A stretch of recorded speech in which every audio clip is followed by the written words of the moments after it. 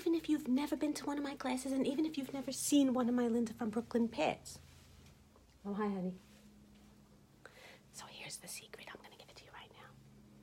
Make a list of things that you know. No one has to see this list, by the way.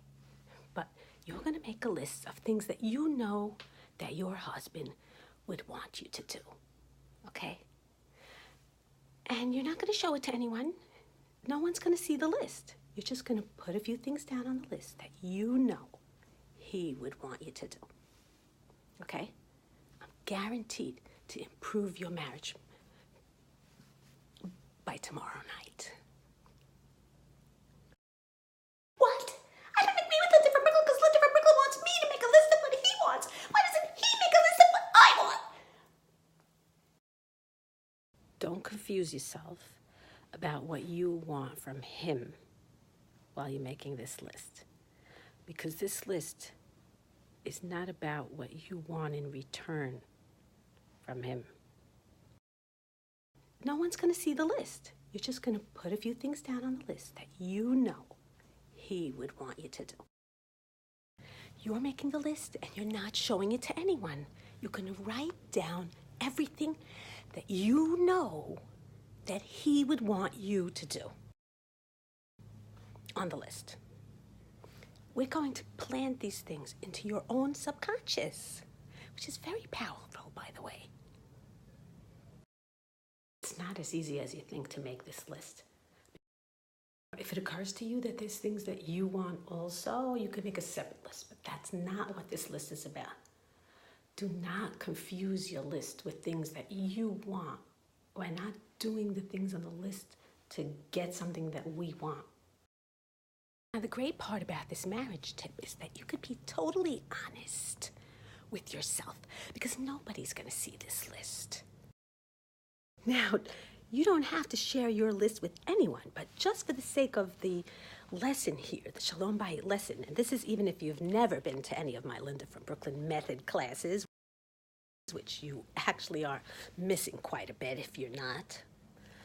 So I'm going to share my list with you. Here it goes. These are the things that I know that if I did them, that my husband would be happier with me. Okay?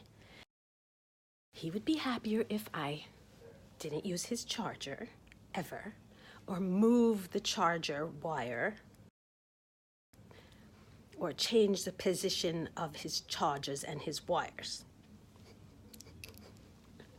Guilty as charged. I'm always using his chargers. Please, Linda, don't use my charger.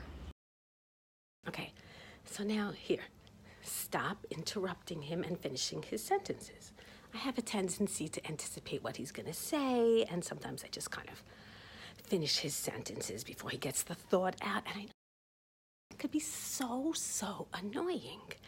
And if I stop doing that, it would improve my shalom, and I'm willing to admit it here now in front of thousands of followers, just to show you that you make the list for yourself. It's not so easy to accept what somebody else wants from you and to feel like you have to do it. And you don't have to do it because nobody's going to see the list. But when you write it down, it's going to be more meaningful to you. And it's going to go in here.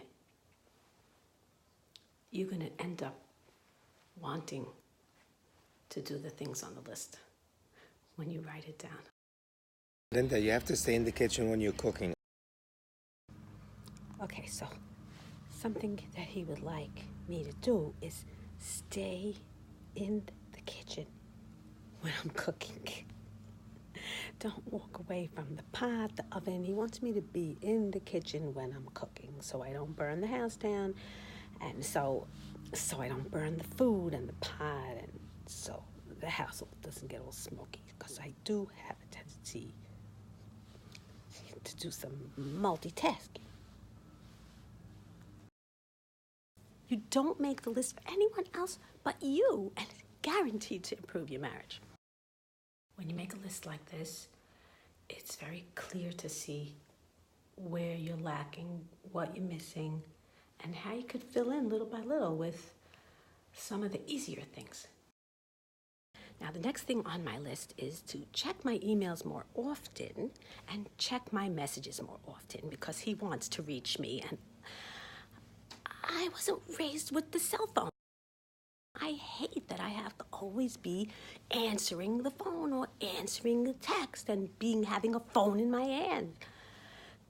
But I know it would make him happy if I checked my messages to see if he was calling me. Okay. And the other one is that he would like my phone to be fully charged at all times. Now, how can I do that when I'm not using his charger? When you have a list like this, you realize that those little things add up, like supposing he wants you to buy red seedless grapes. It's not hard to buy red seedless grapes. Now, supposing you find yourself putting things on the list that you don't want to do. You know he wants you to do them, but you don't want to do it. That's all the more reason why you should make this list, because you could compensate by doing the other things on the list. Like the other little things could add up and could serve you better. It's almost like being a newlywed or like being a second wife, because you're not always going to want to do everything on that list. But you could do some of the other stuff on the list to compensate a little bit. Listen up now for things he might mention that he would want, and then you could put it on the list.